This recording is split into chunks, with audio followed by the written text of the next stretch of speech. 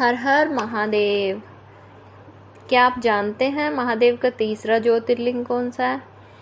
और क्या आप ये जानना चाहेंगे कि क्या एक ऋषि से अनजाने में हुआ पाप भगवान शिव को धरती पर आने के लिए मजबूर कर सकता है?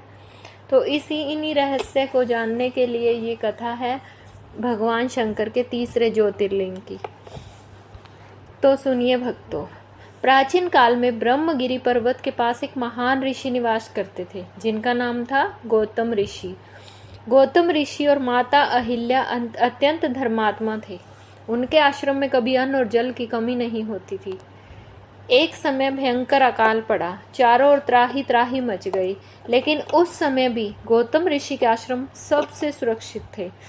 तभी गौतम ऋषि की समृद्धि देख अन्य ऋषियों के मन में उनके प्रति जलन उत्पन्न हो गई। तो अब आपको पता ही है, जहाँ समृद्धि होती है वहाँ जलन तो होने वाली है, ईर्ष्या उत्पन्न हो ही जाती है।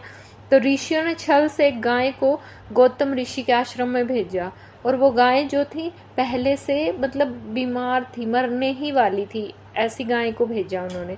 और जब गौतम ऋषि उस गाय के पास आए तो तभी अचानक वो मर गई।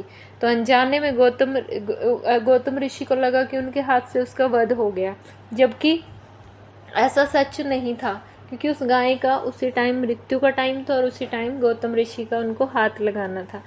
तो इस तरह सभी ऋषियों ने गो हत्या का पाप लगा दिया उन पे, और गो हत्या का पाप लगने से गौतम ऋषि अत्यंत दुखी हो गए और प्रायश्चित का उपाय पूछने लगे। तभी गौतम ऋषि ने भगवान शिव की कठोर तपस्या की।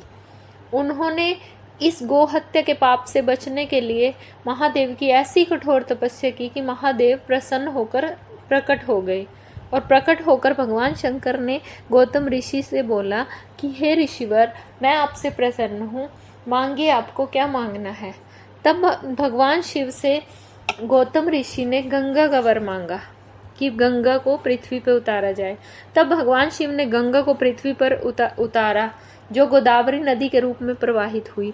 लेकिन फिर गंगा माँ ने भगवान शंकर से प्रार्थना की कि हे महादेव, आप यहाँ ज्योतिर्लिंग के रूप में स्थापित हो जाएं और फिर मेरी निर्मल धारा को बहाएं। तो ये भगवान शंकर ने गंगा की विनती मानी, और वहीं भगवान शंकर त्र्यंबकेश्वर ज्योतिर्लिंग के रूप में वास करने लगे, जिससे गौतम ऋषि पाप मुक्त हो गए। तो भक्तों, ये जो ज्योतिर्लिंग है त्र्यंबकेश्वर, ये तीसरा ज्योतिर्लिंग है 12 ज्योतिर्लिंगों में, और आज भी नासिक में त्र्यंबकेश्वर ज्योतिर्लिंग भक्तों की आस्था का केंद्र है। तो भक्तों, इस कथा से हमें क्या शिक्षा मिलती है कि जहाँ सच्ची भक्ति और पश्चाताप होता है, वहाँ स्वयं महादेव प्रकट होकर अपने भक्तों की कल्याण करते हैं, उनकी रक्षा करते हैं। तो बोलो भक्तों, हर हर महादेव। और अगर भक्तों आपको ये कथा अच्छी लगी हो तो शेयर करें, और अगर ऐसी ही कथाएं आगे भी चाहते हैं तो चैनल को सब्सक्राइब करें। 12 ज्योतिर्लिंगों की सभी कथाएं हमारे चैनल पे करके आएंगी। तो अगर आप लोग महादेव को मानते हो तो प्लीज़ इस चैनल को सब्सक्राइब करें। हर हर महादेव।